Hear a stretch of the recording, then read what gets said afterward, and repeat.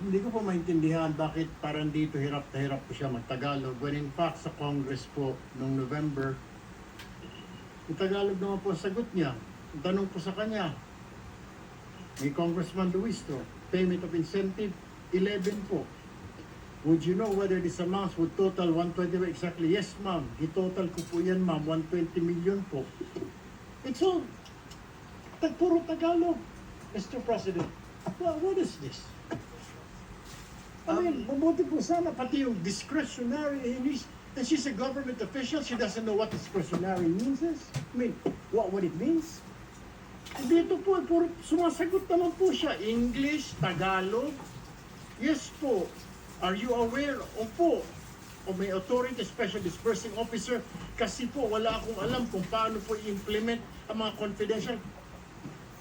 Mr. President, tama na po itong panluloko sa atin. Please, Mr. President, compel this witness to talk in Tagalog. Kahit kung yung mga Bisaya po nakaintindi ng Tagalog, nakakasalita ng Tagalog, ano tayo sa ibang bansa? Ano tayo, mga Hapon, mga Chinese? I know, Ms. Witness, you can understand Tagalog, you can speak Tagalog, dahil nandito po ito. Ilang pahina po ito.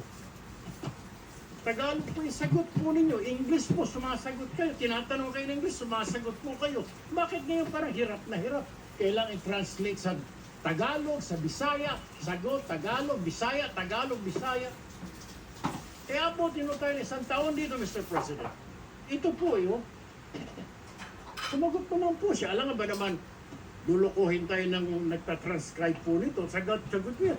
Kasi po, nagbabase lang po ako sa ibinigay ni Sir La Chica ng mga ibinalik niya sa akin. Miss Acosta, kindly answer the question. Piatos po ang sinabi ko, ma'am, na apelyido. That's all, Mr. President. Thank you, Senator Judge.